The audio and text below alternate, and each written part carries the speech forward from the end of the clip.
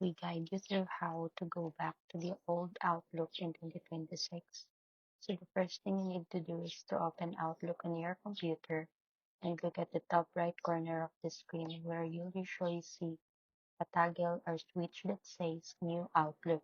Simply turn that toggle off and wait for the app to reload. Once it refreshes, it should automatically bring you back to the old or classic Outlook view.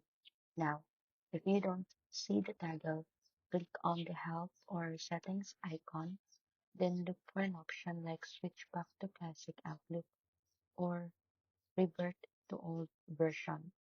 Click it and confirm your choice. Outlook will restart and restore previous layout. Keep in mind some accounts or updates may remove this option completely.